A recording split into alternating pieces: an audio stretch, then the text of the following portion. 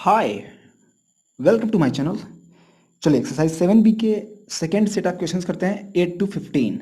और ये जो 8 to 15 क्वेश्चंस हैं, ये क्वेश्चंस बिल्कुल सेम हैं, मतलब एग्जैक्ट फॉर्मेट पे लगेंगे।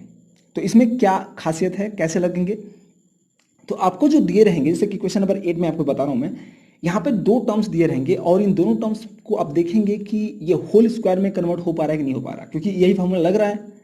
एक्सरसाइज 7B जो है बेस्ट है इसी फार्मूले पर, फैक्टराइज करना है इसी फार्मूले पर। तो ध्यान दीजिएगा, 63a स्क्वायर में से 63 जो है किसी भी नंबर का स्क्वायर होल स्क्वायर नहीं है, क्योंकि आप ढूंढ लीजिए किसी उसी नंबर से अप्लाई करेंगे तो 63 नहीं आएगा, क्योंकि इसमें एक एक्स्ट्रा टर्म है, तो आपको उसको बाहर निकालना पड़ेगा। ठीक है, और इसमें भी एक एक्स्ट्रा टर्म है जिसको बाहर निकालेंगे, कॉमा ले लेंगे दोनों में से, तो क्या होगा कि जो भी बचेगा यहाँ पर इन दोनों जगह पे कोफिशिएंट जो भी बचेंगे दोनों टर्म में, वो होल स्क्वायर होंगे किसी एक नंबर के। बिल्कुल हम वही सोचेंगे यहाँ पर। हमें यहाँ पर देखिए 63 जो है होल स्क्वायर नहीं है किसी नंबर का, तो क्या करेंगे, हमें वो पता करने के लिए कि कौन सा वो नंबर है जो इसमें एक्स्ट्रा है दोनों में, उस नंबर को हमें बाहर निकालना पड़ेगा, कॉमन लेना पड़ेगा। तो करना क्या है कि इन दोनों में से किसी भी एक कोफिशिएंट को आप क्या करो, फैक्टराइज कर लो। जैसे कि मैं 63 को कर लेता हूँ, तो मैं लिख लेता हूँ 63 और 63 में फैक्टराइज करूँगा, क्या मिलेगा, 3 2 जा 6, 3 1 जा 3, 3 7 जा 21, 7 7। यहाँ पर आप देख पा रहे हैं 7 अकेला है, तो 7 अकेला है तो इसका पेयर नहीं बन रहा, तो ये होल स्क्वायर नहीं बना सकता। केवल देखिए 3 3 का पेयर बन रहा है, तो 3 और 3 मिलकर के 9 रहेगा यदि, तो 3 का स्क्वायर हो सकता है, लेकिन 7 एक ही है, इसीलिए इसमें से 7 हम बाहर निकाल लेंगे। यदि इसमें से आप 7 निकाल रहे हैं तो आपको कॉमन सेंस के अनुसार पता हो जाना चाहिए कि इसमें भी 7 जरूर होगा, तो इसको फैक्टराइज करने की जरूरत नहीं है। यदि आप करेंगे फैक्टराइज तो आपको मिलेगा कि 7 अकेला रह जाएगा और कुछ और बचेगा, तो हमें इसको देखना ही नहीं है, केवल एक को देख लीजिए, सारा काम हो जाएगा। ठीक है, चलिए सॉल्व करते हैं। तो इन दोनों में से हम 7 कॉमन लेंगे। ओके, टेकिंग कॉमन 7, तो हमें मिलेगा इज इक्वल टू 7, हम कॉमन लेंगे, क्या मिलेगा, देखिए यहाँ पे 7 का टेबल पढ़िए, देखिए कितने बार में आ रहा है 63, तो यहाँ पे 9 बार में आएगा। 7 कॉमन लेंगे तो क्या बचेगा, 3 3 9, तो यहाँ बचेगा 9a स्क्वायर, तो रहेगा ही, माइनस देखिए 112 है, इसमें से 7 कॉमन लेना है, इसका मतलब कि 7 से डिवाइड करना पड़ेगा 112 में। 7 से डिवाइड करिए, जो बचेगा वही यहाँ पर रखना पड़ेगा, और ये 7 जो है एग्जैक्टली डिवाइड कर देगा 112 को। 7 डिवाइड करिए, कैसे करेंगे, तो 7 का टेबल पढ़ेंगे, देखेंगे कि 11 कितने में आ रहा है, तो 7 × 7 एक ही बार में जाएगा, तो 1 लिख दिए, 1 बार में गया, कितना बचा यहाँ पे 4, 42 हो गया है कि नहीं, 4 बचेगा तो आगे मिल करके 42 हो जाएगा 2 से, तो 7 6 जा 42 होता है, करेक्ट, 16 आ गया। अब बी स्क्वायर तो है ही बी स्क्वायर, तो देखिए अब यहाँ पर जो मिले हैं कोफिशिएंट्स वो परफेक्ट स्क्वायर हैं किसी नंबर के, तो अब यहाँ पे हम सॉल्व कर लेंगे। अब यहाँ पर थोड़ा सा बड़े ब्रैकेट का यूज करना पड़ेगा, क्योंकि इसमें दो हमें ब्रैकेट्स मिलने पड़ेंगे। देखिए ध्यान दीजिएगा, 9a स्क्वायर, तो यहाँ पर लिख सकते हैं 3a का whole square, right, minus 16b square है तो लिख सकते हैं 4b का होल स्क्वायर। ठीक है, ये ब्रैकेट क्लोज कर देते हैं। अब देखिए 7 टाइम्स, अब इसमें फैक्टराइज कर लेंगे, अब फैक्टराइज करेंगे तो इस ब्रैकेट को हटा सकते हैं, तो लिख सकते हैं 7 टाइम्स और 3a माइनस 4b, एक बार क्या करते हैं प्लस में करते हैं, एक बार माइनस में करते हैं, तो हमने पहले माइनस कर लिया, उसमें कोई फर्क नहीं है, आप प्लस वाले को पहले लिखिए, माइनस वाले को बाद में लिखिए, कोई फर्क नहीं पड़ता, दोनों आंसर्स करेक्ट रहेंगे। तो यहाँ पर हो जाएगा देखिए 3a और प्लस 4b, तो ये पूरा आपका हो गया आंसर 8 का। चलिए नेक्स्ट क्वेश्चन। ओके, तो क्वेश्चन नंबर 9 ध्यान दीजिएगा, 20a square minus 45b square है, तो 20, अब यहाँ पे देखिए 20 जो है किसी भी नंबर का स्क्वायर होल स्क्वायर नहीं है, इसका मतलब आपको तुरंत इंस्टेंटली समझ में आ जाना चाहिए कि इसमें से कुछ कॉमन लेना है, और जो इसमें से आप कॉमन लेंगे, जो स्क्वायर नहीं बना पा रहा होगा वही इसमें से भी लेंगे। तो आप यहाँ पर 20 को पहले फैक्टराइज कर लीजिए, केवल एक किसी एक को करना है, 20 को या 45 को, तो 20 कर लेते हैं, यहाँ मिलेगा 2 1 2, 2 5 10, 5 1 5, देखिए 5 अकेला है, मतलब जो अकेला रहता है उसको कॉमन लेते हैं हम लोग, तो 5 को हम कॉमन ले लेंगे। ठीक है, 5 कॉमन लेंगे तो 20 में क्या बचा, 4 बचा, 5 4 20 होता है, तो 4a स्क्वायर हो जाएगा, माइनस 45 में से 5 कॉमन लेंगे तो 5 से डिवाइड कर दीजिए, 5 9 जा 45 होता है, तो 9b स्क्वायर। देख रहे हैं ऑटोमेटिकली ऐसा हो जा रहा है कि ये दोनों जो कोफिशिएंट्स हैं 4 और 9 ये परफेक्ट स्क्वायर हो गए।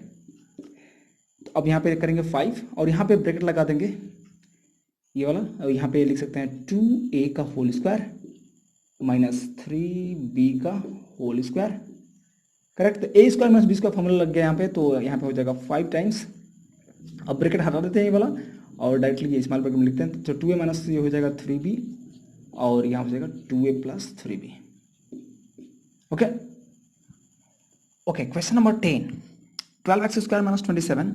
यहाँ भी आपको 12 को किसी एक को फैक्टराइज करना चाहिए, तो यहाँ पर मैं कर लेता हूँ 2 6 12, 2 3 6, 3 1 3। देखिए 3 जो है अकेला यहाँ पे, तो 3 कॉमन लेंगे दोनों में से,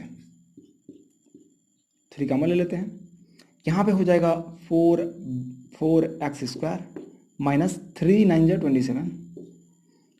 ओके, अब जैसे सॉल्व करते हैं बिल्कुल ऐसे कर लेंगे, 2x का होल स्क्वायर माइनस 3 का square, right.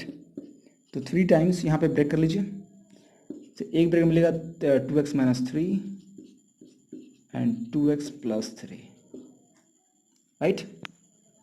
Okay, question number 11, x cube minus 64x। यहाँ पर देखिए ये जो है क्यूब में है, आपका इवन पावर नहीं है। यदि इवन पावर होगा तभी हम होल स्क्वायर में लिख सकते हैं इसको, तो क्यूब है तो अब इसको स्क्वायर में करना क्या पड़ेगा। और यहाँ पे देखिए एक्स ही केवल है एक्स्ट्रा, तो इसमें से एक्स ही कॉमन लेना पड़ेगा। और 64 तो आप जानते हैं परफेक्ट स्क्वायर होता है, तो यहाँ पर आप कॉमन लेंगे केवल एक्स। यहाँ मिलेगा आपको एक्स, एक कॉमन लेंगे तो एक्स स्क्वायर मिलेगा, माइनस ये 64 बचेगा केवल क्योंकि एक्स कॉमन हो चुका है। अब यहाँ पर हम बड़े ब्रैकेट में यहाँ पे एक्स स्क्वायर तो है ही, माइनस यहाँ पर ले सकते हैं 8 का स्क्वायर, राइट। अब यहाँ फैक्टराइज कर लीजिए, तो ये हो जाएगा x माइनस 8, फिर हो जाएगा x plus 8। Okay, question number 12, 16x to the power 5 minus 144x to the power 3। यहाँ पर करना क्या है, देखिए यहाँ पे कांस्टेंट जो हैं, जो कोफिशिएंट्स हैं वो परफेक्ट स्क्वायर हैं, है ना। 16 भी होता है और 144 भी होता है। तो हमें लेकिन यहाँ पर जो वेरिएबल दिया हुआ है x to the power 5 x to the power 3, ये परफेक्ट स्क्वायर नहीं है, तो यहाँ पर कुछ तो कॉमन लेना पड़ेगा। तो अब दोनों में से मैक्सिमम पावर कितना ले सकते हैं ये सोचिए, तो दोनों में से हम एक्स क्यूब मैक्सिमम पावर ले सकते हैं, ठीक है। कॉमन ले लीजिए, x to the power 3 common ले लेंगे, जो बचेगा यहाँ बचेगा 16, एक्स टू दी पावर क्या बचेगा 2 बचेगा क्योंकि 3 कॉमन ले चुके हैं, माइनस यहाँ पे देखिए 144 तो रहेगा, ठीक है, लेकिन एक्स क्यूब कॉमन ले चुके हैं इसलिए यहाँ पे खत्म हो गया। अब यहाँ पर हम होल स्क्वायर के फॉर्म में इसको रिप्रेजेंट करना चाहेंगे, तो यहाँ पर हम बड़ा ब्रैकेट लगा देते हैं। देखिए 16x स्क्वायर को लिख सकते हैं हम 4x का होल स्क्वायर, राइट, माइनस यहाँ पे 144 आपको नहीं पता यदि रहेगा तो आप इसे फैक्टराइज कर लीजिएगा, ठीक है, लेकिन वही टाइम लगेगा, वो इस एग्जाम में तो टाइम थोड़ा सा लगता है। ये देखिए 2 7 जा 2 2 जा, फिर हो जाएगा 2 3 जा 2 6 जा 12, 2 1 जा एंड 2 8 जा 2 9 जा, फिर वैसे ही 9 रहेगा तो 3 इंटू 3 मिल जाएगा। ओके, यहाँ देखिए 2 2 3 मीन्स 2 इंटू 2 इंटू 3 कितना होगा, ये होगा 4 3 जा 12 मीन्स 12 का स्क्वायर है कि नहीं। तो आप ऐसे फाइंड कर सकते हैं, यदि आपको याद रहेगा तो डायरेक्टली कर लीजिए, कोई दिक्कत नहीं है, 12 स्क्वायर कर लीजिए। ओके, नाउ अब क्या करिए, अब इसको ब्रेक कर लीजिए फार्मूले पे, क्योंकि अब तो आ गया है। एक्स क्यूब को ऐसे रखेंगे, ये भी एक फैक्टर है, ओके, याद रखिएगा। इसको हम फैक्टराइज कर लेते हैं, तो ये मिलेगा हमें 4x माइनस 12, ओके, और यहाँ मिलेगा हमें 4x प्लस 12। तो हमारे यहाँ 3 फैक्टर मिले हैं, 1 2 3। Okay, question number 14, 16p cube minus 4p। यहाँ पर जो कोफिशिएंट हैं वो दोनों के दोनों क्या हैं, परफेक्ट स्क्वायर हैं। तो लेकिन वेरिएबल जो है वो क्यूब पावर है, यहाँ पे 1 पावर है, तो वेरिएबल कॉमन ले सकते हैं। लेकिन यहाँ पर एक और बात समझिएगा, यदि 4 है और इसमें दोनों से कॉमन कुछ ले सकते हैं तो उसको भी कॉमन ले लेना चाहिए, ले लेंगे तो वो भी एक फैक्टर बन जाएगा। तो यहाँ से दोनों में से 4p कॉमन ले लीजिए, ठीक है। 4p यदि हम कॉमन लेते हैं तो यहाँ पर क्या मिलेगा, यहाँ मिलेगा 4p स्क्वायर, ठीक है, माइनस यहाँ मिलेगा ओनली 1 क्योंकि 4p ही कॉमन ले चुके हैं, यहाँ मिलेगा 1। तो अब यहाँ पे परफेक्ट स्क्वायर के फॉर्म में लिखिए, तो तो यहाँ मिलेगा 4p, यहाँ मिल जाएगा 2p का होल स्क्वायर माइनस 1 का होल स्क्वायर, राइट। अब यहाँ पे कर लीजिए फैक्टराइज, तो ये मिलेगा आपको 2p minus 1 and 2p plus 1। Okay, ध्यान दीजिएगा 15 63 a square b square minus 7, तो यहाँ पर 7 ही है, 7 तो परफेक्ट स्क्वायर किसी का है नहीं, तो 7 को ही कॉमन ले लेंगे ताकि 1 आ जाए यहाँ पे, और 1 आएगा तो हो जाएगा।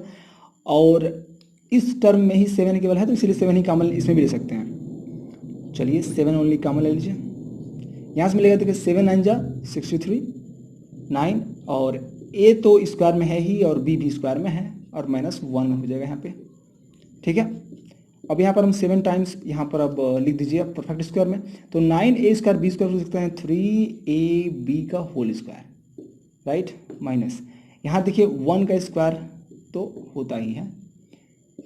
ओके 7, अब यहाँ पे कर लीजिए फैक्टराइज, तो मिल जाएगा आपको 3ab minus 1 and 3ab plus 1।